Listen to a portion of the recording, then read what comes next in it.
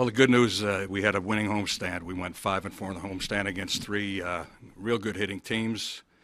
That's the bright spot. Today we got hurt. We got hit pretty bad. Velasquez bailed his way out of that first inning. Things looked good after that, but he wasn't locating his secondary pitches. He had trouble doing that, and we're giving up too many home runs. Had a couple opportunities early in the game to score some runs, didn't capitalize, and after that it was kind of a moot point. 9 singles. Has been receptive as you'd like to internal criticism or whatever you might try to guidance that you guys are trying to give him? Very much so, Leslie. In fact, I spoke to him after the game. He was disappointed, and basically he told me that he had trouble locating his secondary pitches, and he wasn't confident in that. And we talked about it. He was disappointed in his outing, but he takes criticism very well. He's good about that.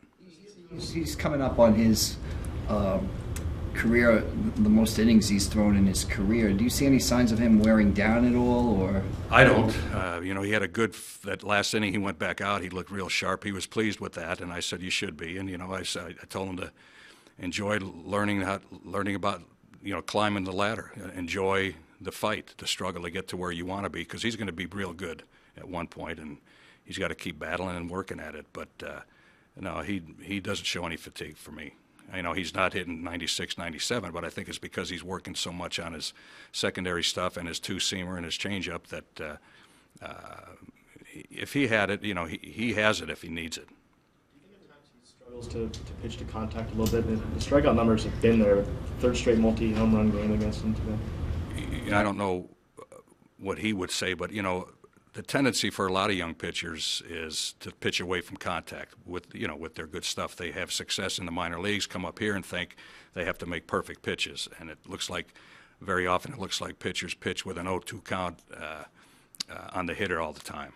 And a guy like Vinny doesn't have to do that, but I don't think he's doing that. I just think he's having trouble locating, and he just has to keep getting better and better. It's been something that you guys have talked about for all year, about the fact that he's run up high pitch counts. He's kind of forced you to go to your bullpen early. Do you see any improvement in that sense from him?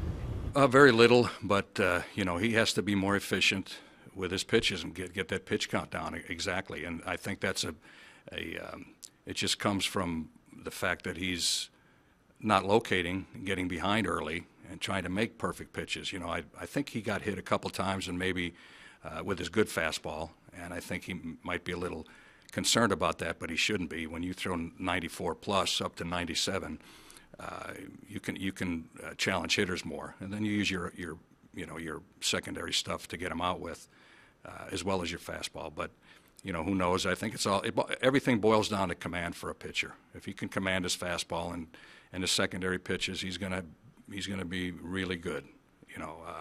Leak today, he doesn't have the stuff that Vinny has, but he knows how to change speeds, locates very well. He goes in and out, up and down, back and forth. And a guy like Vinny, I consider him a power pitcher, and I think he's learning to put everything together. He knows he can throw the ball by people. Got hit a couple of times and then started thinking, well, I better start mixing in everything else, and he's going through the process. Overall, you like his approach, though. It's just the locating. Yeah, it's all about location, Leslie. I don't dislike his approach.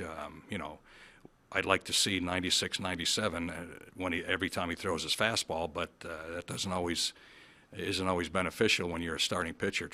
We're trying to get 8 and 9 inning pitchers out of these starters.